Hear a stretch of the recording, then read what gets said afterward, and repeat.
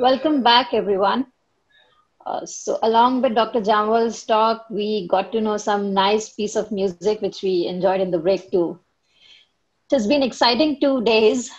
We started with learning about the robot scientist, and then we moved on to material science, the quantum computing. Then today we learned more about the grand challenge.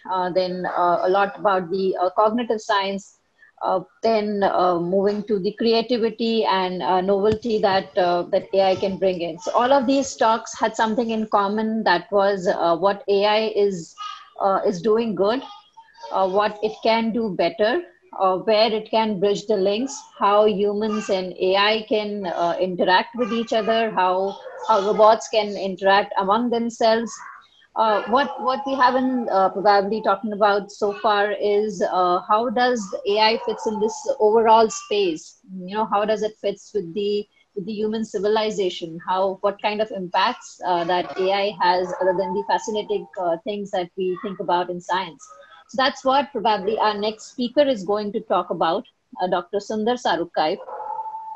Dr. Sundar Sarukkai is the founder of Barefoot Philosophers. He's trained in physics and philosophy, and his work is primarily in the philosophy of natural and social sciences. He's an author of a couple of books.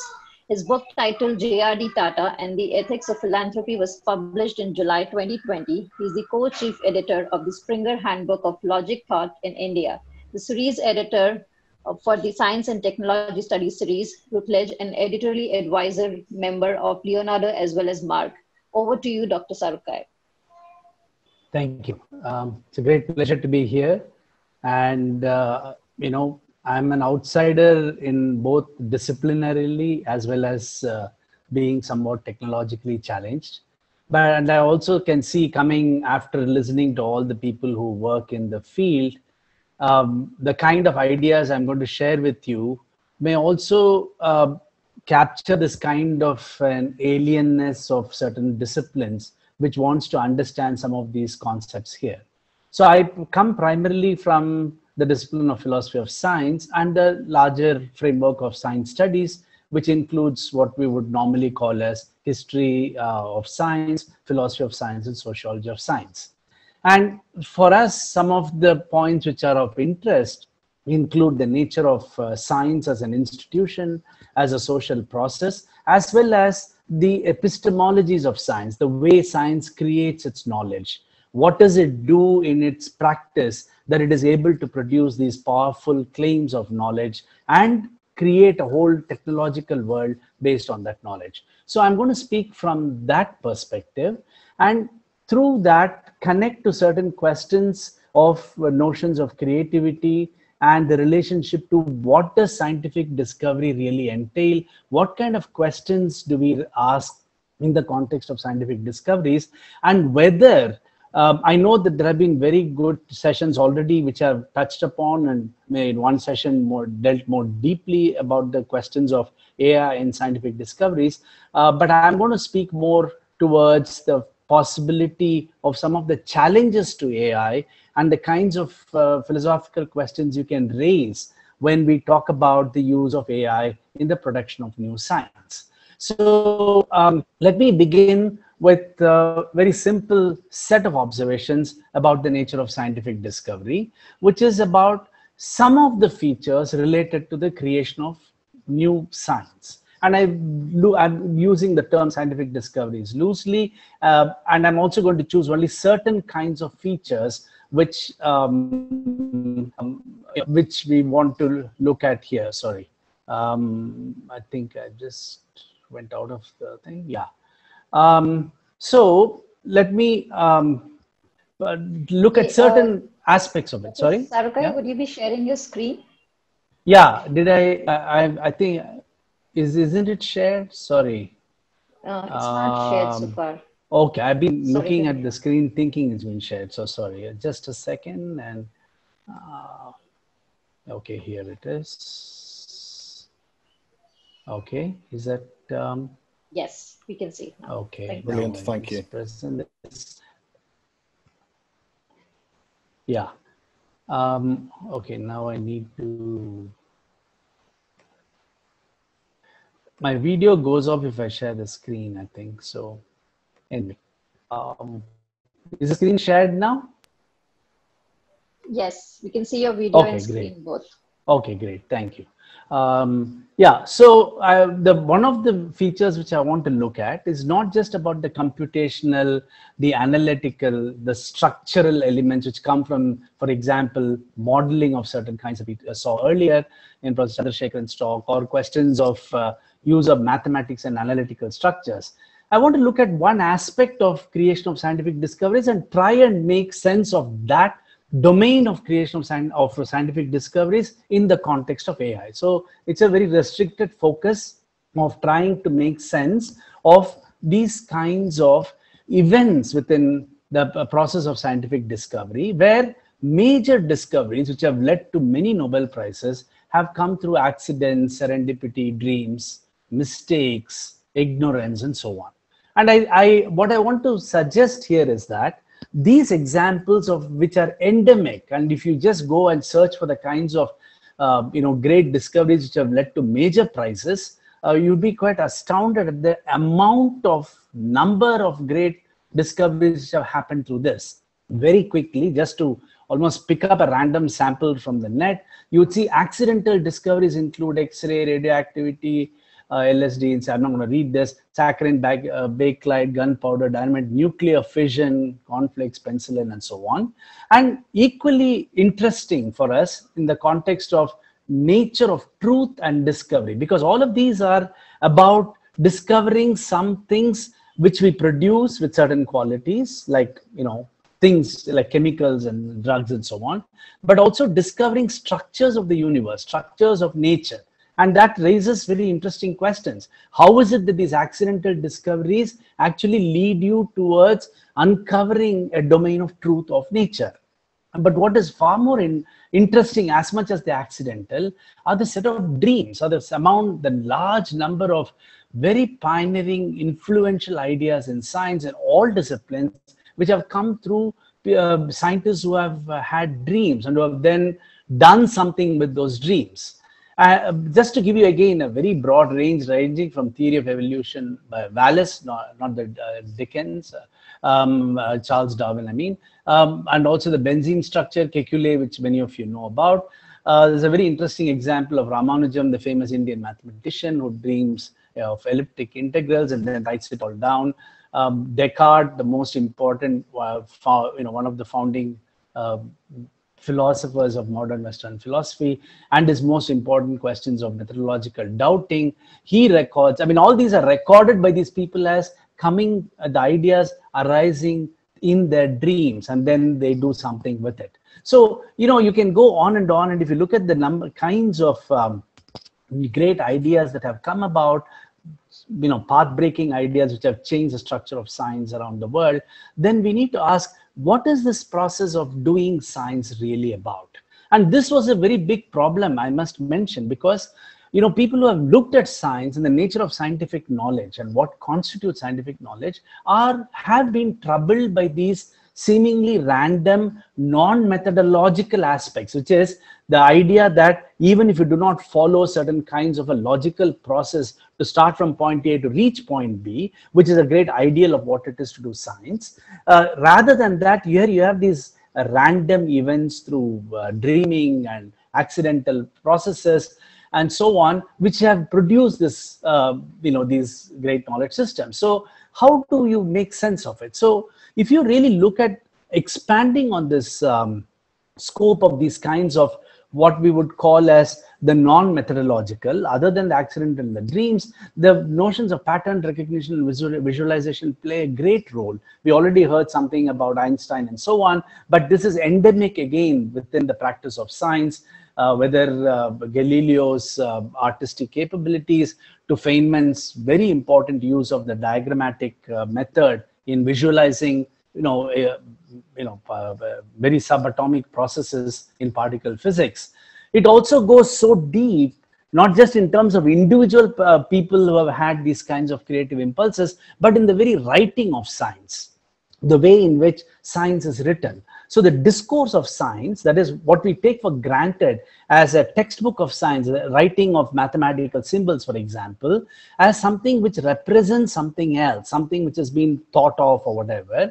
When you analyze the kinds of structures of writing of mathematics, the symbolic notations, you find that they actually encapsulate an enormous amount of information in very interesting ways, very different kinds of pattern formations in it and so on.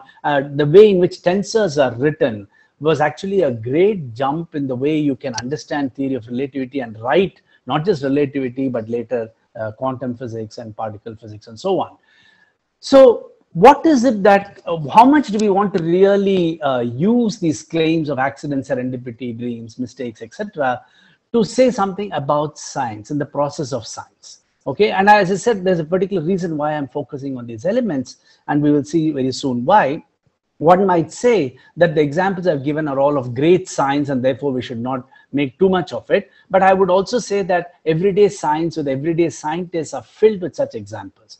One way in which philosophers of science have tried to make sense of it, and it's a long debate in the discipline, is to make a distinction between context of discovery and context of justification, originating from Reichenbach. But the idea here is that, look, you grant the fact that scientists may create and discover ideas, may have ideas which pops into their head, but really science does not consist in just becoming aware of those ideas, but science consists in creating justification for those ideas. So the real act of scientific discovery is functioning in context of justification and not context of discovery, because all of us could have thought of a snake eating its tail like Kekulé did, but he ended up with claiming that benzene molecular structure is a ring, which we may not have thought of at all. But I mean, leaving aside the the kinds of discussions around this, in the context of machines, for example, in the context of creative notions of machines producing ideas and stuff, would the context of discovery and context of justification be the same? Because there may be no such possibility of distinction between context of discovery and justification. Now, we already heard from Jamwal in the previous thing on creativity about Mihali's work. And there is one particular process. There is a 5-step process. You can understand creativity across domains in very similar ways and so on. But there's one very interesting aspect there which I want to alert us to, which is that, when the real process of creativity seems to happen in this incubatory stage where a person is already filled with ideas, has done this great sense of preparation and immersion in the problem, but then there comes a time when you forget about the problem, when you forget about what that, all the kinds of stuff you may have consciously thought of, and you let your unconscious or subconscious, depending on the kind of ontologies you like, to work on this particular problem. And the answers arise like the eureka moments, not because you have consciously invoked all your skills of thinking and reasoning and solving that problem, but in letting a particular completely different domain act on it. Now, what it seems to suggest to us is that the reason why you are able to do that in this kind of a non-conscious process is because our conscious thinking is constrained by our prejudices and beliefs and authority and so on, and the rules that we think we should follow, how we should think correctly and so on. Now, in this, when you are sleeping, for example, in the dream state, you have lost that particular kind of a hold, and therefore your mind is freer to play around with different possibilities, etc. I mean, let's not discuss too much into this, but it's a very suggestive way of trying to make sense of how creativity happens, and it's particularly interesting for us in the context of AI for the following reason. So if I want to summarize the factors which really arise in the understanding scientific creativity, particularly big creations, and as I said, it is also true for day-to-day creative work in science, there are these factors which we have to understand. And all that I want to ask is, how do these factors map on to AI? Any notion of machine intelligence and machine thinking, how do these factors actually transfer? By saying this, I'm not saying it is not, but in my conclusion, I'd say a few words about what I think it is able to do and what it is not able to do. So I want to understand how these processes of making unexpected connections, completely unexpected connections, completely domain independent connections, are factored in, which lead to great insights. How do they function within machine creativity, for example?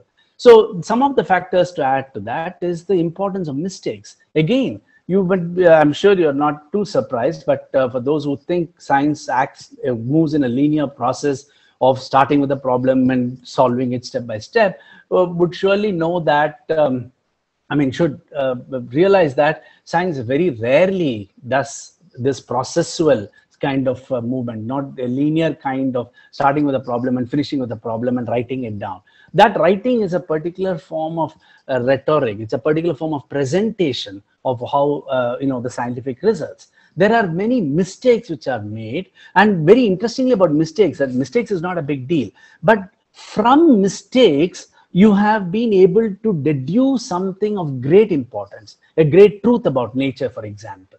But the process had a fundamental mistake, which later on was rectified. But the great discovery continued to remain because that had been legitimized by other ways. There is also a very important I think a factor which plays a role in creativity is importance of ignorance, not necessarily knowledge, including the fact, a very human characteristic of knowing that I do not know.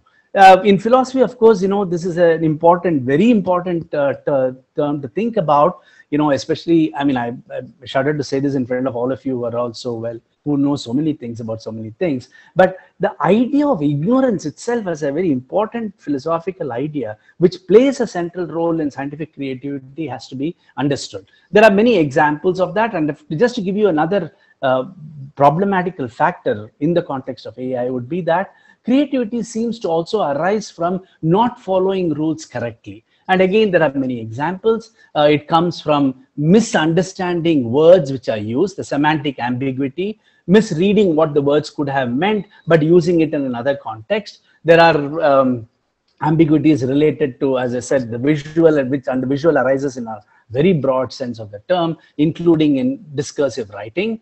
There are examples of doing things which are actually wrong.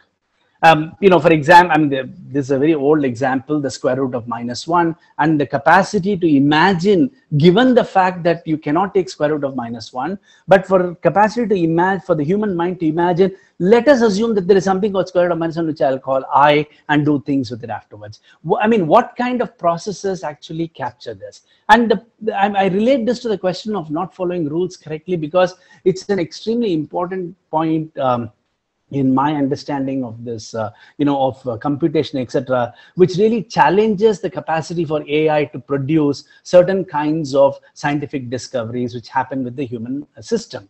For another great example, which I have written a lot about, is the examples of mathematical writing, because very often we tend to think of mathematics as a very non-ambiguous system and so on. And if you really look at some of the great discoveries in science, particularly this example, the metaphorical use of mathematical terms, very good examples from early quantum theory and so on, it's really astounding how fundamental mathematical mistakes, which were done by famous physicists in the development of quantum theory, actually led to correct physics based on bad mathematics, which then mathematicians come later and rectify and formalize and give the stamp of approval to it after doing that. The one very good example, of course, is the exponential function and the Taylor series expansion of exponential x, which is the infinite series. And, in the writing of quantum theories, in the early theoretical formulation, when physicists suddenly use terms like exponential of d, which is d by dx operator, some differential operator, and then expand it as a Taylor series, which mathematically is not, when it was done, was not understood, was not formally accepted. And then what Heisenberg does is he takes the same formal structure of exponential function, and instead of putting exponential x, he puts a matrix A, any matrix A, and looks at exponential A as an infinite series of matrix powers of matrix.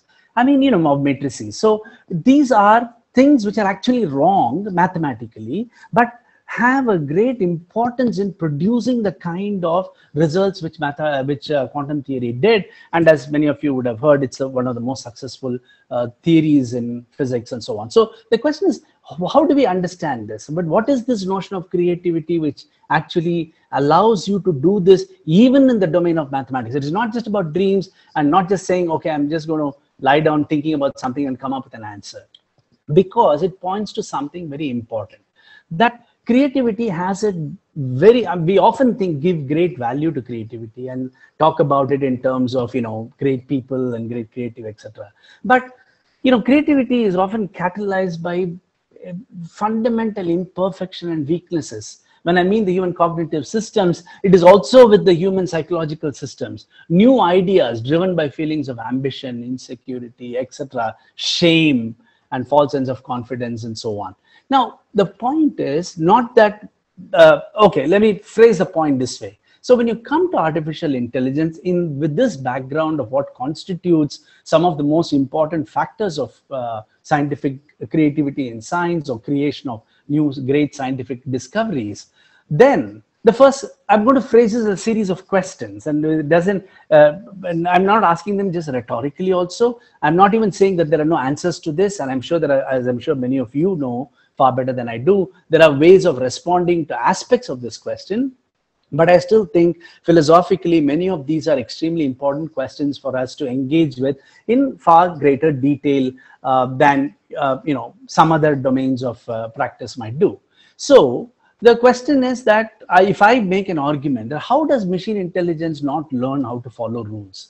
How does it? Will it be creative when it is able to do all these aspects of weaknesses and ambition which drives the creation of new ideas? Or should we divorce this so-called quote-unquote psychological from the logical and the calculative domains and so on? But I could say that, maybe if I make an argument that AI cannot reproduce a kind of scientific discovery and scientific creativity because of the following factors, you could ask me back, why should they even be reproduced? Can we even, those factors, are they contingent or are they necessary? That is, are they just accidental factors that it so happens that all these, men and women who have been creative have had all these characteristics, or are they necessary? Without it, can you produce the kind of a creative domain that you create with human knowledge systems? I'm not even entering into questions of creativity in music and arts and so on, just in the context of scientific discovery. And therefore, it raises another question related to this. Even if all these kinds of factors are not necessary for AI to be producing these kind of scientific discoveries, to be creative, I want to raise the questions of dream. And the idea of dream is not just about visualization. I'm not saying when there is a computer going to dream, meaning whether it's going to dream ever a snake eating its tail or whatever else that we all dream about every day. Dreaming is a very important point. The point about the dream is not about the visual system of images that you get. For me, the question of the dream is that it's our capacity to go beyond our state at that moment. So we are sleeping, we are in a state of sleep. And in the state of sleep, we come awake, we perceive, we hear, we smell, we fear. All things happen to us while we are sleeping, which is completely against the biological state of sleeping.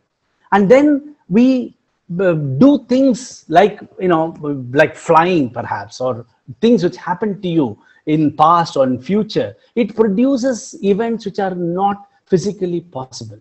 In a larger sense, I'm saying it goes beyond all the constraints of the world which define what we are. And that's what I mean by saying it produces meaninglessness many times. It goes beyond what it sees as true and possible. So is that a potential challenge for AI in this project of being very creative? And the other very important point, which I find very often from the accounts of scientists, some of the greatest scientists, this idea that many of the great scientific discoveries have come through practices of scribbling and doing, doodling and going on aimless walks, and never focused searching for solutions. What does it mean for a machine to scribble and doodle and go on aimless walks, metaphorically speaking, of course? What does it mean for a machine to make mistakes? And what is the idea of mistakes in artificial intelligence. You know, for me, when I'm looking at the questions of, all of you talking about artificial intelligence, the kind of stuff it does, which is extremely powerful, which, obviously much more powerful than I can imagine, in terms of computational capacities and so on. There is the question, I don't even call mistakes as being human. Okay, I don't want to valorize humanity in any sense here, but I'm just interested in the fact that what kind of mistakes does a machine ever make?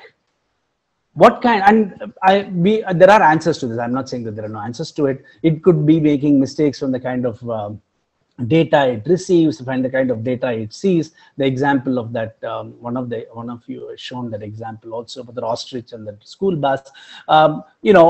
That's not the point. Is that once it has a process of, let's say, finding the number of primes, or finding whether a number is a prime, or just adding two numbers, when does it tune out? When does it get dementia and so sort of say, hey, look, I'm not be able to solve this particular question? It raises a very important question about the role of mistakes in creation of these kinds of great creative insights which come into human system. And it raises a larger question to me, as I said, and a very important question which I won't talk too much about here. How is ignorance a part of machine thinking? The ignorance is extremely important, because one might think it's just the fact that you will say, hey, you know so much stuff, and then you are aware. For humans, we are aware what we do not know. And why that plays out, why it plays a very important role in scientific creativity is because not knowing that you do not know something is also extremely important in problem formation. And as many people have pointed out, it's extremely important for creative projects and creative processes to be able to ask the right questions, to be able to know what it is that you do not know and what it is that you seek. And the question of the not is a fascinating philosophical question. The closest they may come to are actually computer scientists, who engage with not far more creatively than they engage with it at least far more than scientists directly do. But within philosophy, this question of the meaning of not and the problem of negation in general is a fascinating question, draws extensively, for example, from Indian philosophical systems to the Western philosophical systems. And I think that is really raises, I think, a very important challenge to AI. So in terms of the kinds of the challenges which comes from trying to understand what creative processes are, it is, as I said, along with ignorance, how can it not follow a rule? And again, as I said, as I'm sure many of you who are, who've been following philosophical debates, know that this question of what it means to follow a rule, particularly from Wittgenstein and others, has been much talked about. But in the context of machine learning, what does it actually mean for a machine to say, I'm not going to follow this rule? What does it actually, what does it imply? And finally, I think the important part of this whole discussion is, how does a machine become a social being and not an individual mind? Where does all our modeling, of which we heard extensively on so many ways of modeling of intelligence and modeling of calculations, modeling of thinking, etc., within a machine system, how does it model being a social being and not an individual mind? And you might say, why do I want to model a social being? And that is my last part of my talk here. And this is the argument that I want to make about the nature of scientific discoveries and the nature of scientific knowledge, which very often when we talk about machine thinking, intelligence, and creativity, we often tend to talk about it in terms of individual practices, something to do with the individual, a great mind which has thought about something. And I want to alert us back to a different kind of approach to this problem, and which I think captures a very important part of scientific practice. And I want to see, how does this fundamental insight about scientific practice transfer when it comes to artificial intelligence? The first of all, when I use the term sociality of scientific discovery in my talk, there's a title here, I was trying to basically talk about this larger process, that science is a social process. We may have individual scientists, and we may talk of Einstein and Newton and whosoever else, but the idea, fundamentally, science is a social process. It is a social process for hundreds of reasons, including the fact that, simple ways of using language is a social process. It is inherited. And of course, we are often told that Einstein said, we stand on shoulders of giants or whatever. And and repeatedly, there is a question of invoking the question of standing on what people have done earlier. And that invocation, that's kind of a subtle, kind of an acknowledgement is always there. But the real question is, how does a social process or the socialities of doing science influence scientific knowledge and influences scientific creativity? So we can have a separate discussion on how it influences scientific knowledge, which is very big point of discussion in contemporary science and technology studies. But I'm talking about how this sociality influences creativity. So it is true that others build on what one proposes. That's very true, very much, especially in today's science, where today's science, unlike the science of the past, even a few decades back, is completely not only collaborative, but multi-author to such an extent that you have now papers with 1,000 people as authors, which happens, for example, in experimental particle physics and so on. And it's become a completely a collaborative kind of an exercise. And more importantly, what I mean by the social process is that, when we talk of great ideas which go on to get Nobel Prize and so on, we should also recognize that it is not, very rarely it is ideas by themselves which go on to get the Nobel Prize. And this is something about sociology of publication, sociology of producing ideas, sociology of newness, the very idea of newness.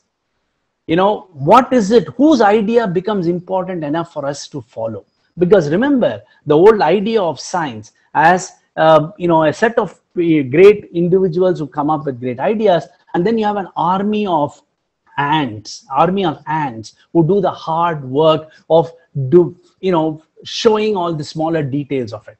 No great theory was done in one day. Einstein's theory, post his 1919 so-called Eddington's proof of it, which itself is very interesting in the historical and sociological context, took for another 40-50 years to get established in some meaningful form by thousands of scientists who enter into the field and who work on various aspects of it. There are no ideas which just are given a Nobel Prize for what they are, unless people decide to pick them up and invest in them. All reading has a charity principle. And that's one of the reasons why I would make sense of the fact that in spite of having great scientists in India, we still do not have the kind of path-breaking work or Nobel Prize or whatever. Since you're all talking of Nobel Prize, I'm mentioning this. We have not had the Nobel Prize in India post-independence for work done in India. And part of it is not because there have been no great ideas. The part is because science is a social activity where 10 people who look at a paper, let's say published from Harvard, will all then start working on it, and we fill in the blanks and the small details of it. So which ideas become famous, which ideas eventually go on to win? The whole Nobel itself is very socially coded in so many ways. So the point about sociality, which becomes a challenge for artificial intelligence, is that sociality is not just about many people, but it is more fundamentally about the fact that there is a particular notion of belonging that characterizes sociality. And therefore, in the context of this, there are different ways in which we could look at this problem. That when we take into account the sociality of scientific discovery, then what we have to do is to move from an excessive dependence on the cognitive to the experiential. And the experiential is always a problem. And I'm not reducing this to the old problem of emotions and machine, etc. I'm least interested in that question at all. The experiential is far more. It's existential, what we might want to call as existential. Notions of belonging, notions of doing, notions of knowing, of particular ways of being with others and so on. What this therefore points out basically, and that's the important thing we need to see how to factor in the context of AI, is that creativity itself is social, and how does that social get encoded into the practices of machine thinking, if you like. I'm using very primitive terms, but just to phrase it in the way in analogy with scientific thinking. So, and therefore we know that, for example, I'm sorry, I don't know why it keeps going there. Of great importance, we know something which is true of all good science institutions. One of the reasons, again, why people say in India we have not made the kind of great scientific discoveries that we should have made, not because of a lack of good individual scientists, but because we lack a culture. What do we lack? Lack a culture of a research institute. And it's very interesting. You look at the ways in which research institutes are set up in India, from the kinds of spaces, huge land which is given to them, for example, the kind of other kinds of amenities, other kinds of practices, social practices. You look at scientists like tribals and study them as communities, you would see very interesting social practices. In good institutes, there are many practices which are intangible practices, which are supposed to catalyze creative production of ideas. And those are extremely important. So it is not just about an individual knowing something and cracking a particular problem, but in creating this kind of the intangible site of interactions, types of spaces, as and these are all social and intellectual spaces. These are completely social. It's not about the individual in this. What happens? How does this work out in the context of AI? Should AI even be looking at this?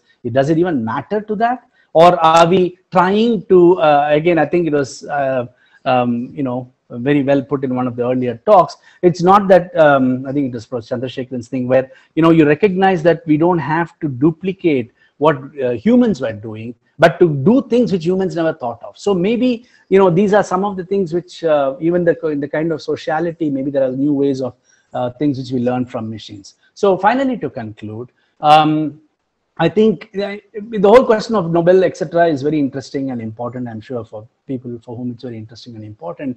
But I would only say that there are, I also see that within the larger social dynamics of countries and stuff like that. So for me, that's not as important. But as asking the question, will AI do good science? The question is wrongly posed. There's no doubt that AI can do, whatever, great something. You want to call that science? That's great. AI will do great science. There's absolutely no doubt. But I think the real question is not about whether it can do it, but what kind of science is it going to do? What is the kind of science it's going to be so good at that it's going to produce? These kind of huge computational models, great pattern search, which no human being can do, etc., which again we saw in the last talk, the two talks before. So the point is, and is that the kind of science that we want, or are we looking at other kinds of sciences which we really need? And there are two basic critical points which I'll end with, which is that for artificial intelligence, the question of data is very important. There's a question of abstraction all the time happening. Can you build, artificial intelligence models are built on mathematical and statistical models. But the whole point, a fundamental question in philosophy of science, and I think just in our own ordinary thinking about science, is what does mathematical abstraction do to the idea of reality? Now, just one line answer to that is mathematical abstraction gives you one picture of reality. Reality is far more complex, and mathematical abstraction is an extremely important grasp of reality, but it is one particular kind of abstraction. It's one window to the world.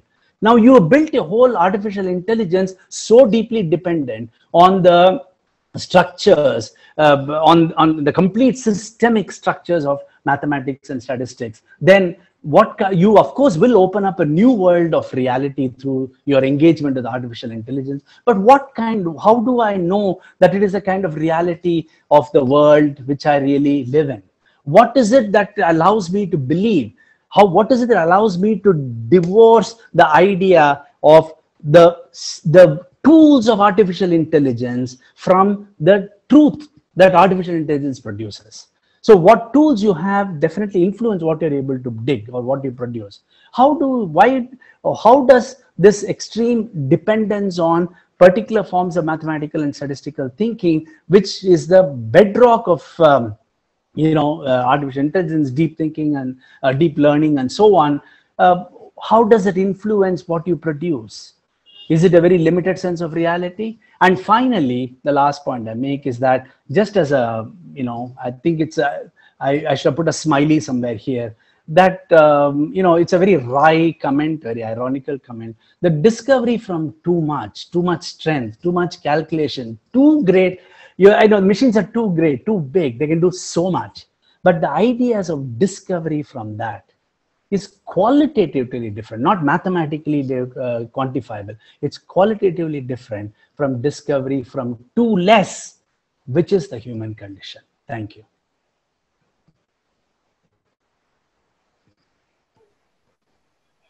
Thank you so much, Dr. Sarukkai. I'll quickly go on to a question which we have. Thinking about dreams, dreams, as per my understanding, is the brain's way of replaying the events while it is trying to file and save memory. So can't dreams-based accidentally discoveries be played out as experimental simulations recreated where the basic physical rules don't affect the thinking of what? Thinking of dreams. Sorry? No, your first thinking line. About dreams. Thinking about dreams. So it's okay, also okay, sorry. Dreams. Okay, Dreams. yeah. I read it again? Yeah, no, yeah, please. Okay, so thinking about dreams, dreams, as per my understanding, is the brain's way of replaying the events while it is trying to file and save memory. So can't dreams-based accidental discoveries be placed out as experimental simulations recreated when the basic physical rules don't affect the simulations? The question here is, can't generative simulations be used similar to learning in dreams which can lead to accidental discoveries using AI? Yeah, with my limited knowledge, I would say, of course, one might be able to do this. I think much more than whether we are able to do this, what I want to say is that, the frameworks of people who try and understand dreams is very different in different disciplines. By this, I do not mean that we can't talk to each other, okay? It's a very important, point that when we say that science is different, for example, from the way philosophers, particularly, let's say, the tradition of what we would call as phenomenologists, people who work with the ideas of structures of experience, for example, or consciousness, how they would make sense of dreams. So the difference is not that we are all looking at this from different ways. It's not that for me, dream is something different from what it is for you. It is that just like the use of mathematical modeling, it is that there is a phenomena. Like the dream is a phenomenon which is happening to all of us in some way, and we have some subjective access to it. When I say I want to understand it, one of the earlier questions which are also come about could be one of the ways in which I think I want to understand it is to put it in kind of language and context and vocabulary which frames, which orders the phenomena in a particular way. Different disciplines orders the same phenomena in different ways. They look at the same phenomena in different ways. So there is absolutely no doubt that dreams can become a part of some kind of generative, computational, algorithmic structure within artificial intelligence. But what people from, let's say, psychology or philosophy might still be doing is they may be looking at some other aspect of dreams which are not reducible to this kind of computational or algorithmic model. And it's true for everything. You can look at people, for example. Let me give you a very short, quick answer to this. Because we're talking of socialities, you can look at poverty, which is my very, an example which I think is very powerful. You can look at poverty in a nation. And you can look at poverty as a phenomenon. So this poverty is a phenomenon, and the poverty as a phenomenon can be read and studied in different ways. And economists might want to study poverty in terms of numbers. So like we have how much you have to earn per day, or the number of calories you intake as a definition of what is below poverty line. But that may not capture anything about poverty that a poet might talk about, or a social worker who who engages with poverty, poor people knows. And therefore, all I'm saying is, it is not either or, that reality comes to you in multiple ways, and each of the frameworks and the tools and the ways of approach that you do is looking at one aspect of it. And therefore, AI brings a very powerful tool and powerful machine to take one aspect of the problem and look at it. Other people with other different forms of engagement to look at other aspects of the world. And the only way you can get a picture of reality is to bring all these points together. And that's a challenge, because we don't know how many times they cross-talk to each other and they don't understand what each other is saying. But that is really the challenge of great intelligence. And I don't know if artificial intelligence is going to be used to solve that problem, but that is a great challenge of how bringing in the different pictures of reality coming together. But as long as artificial intelligence is based on computational, mathematical, statistical methods, we just have to recognize the limitations of the tools which produce artificial intelligence. That's all.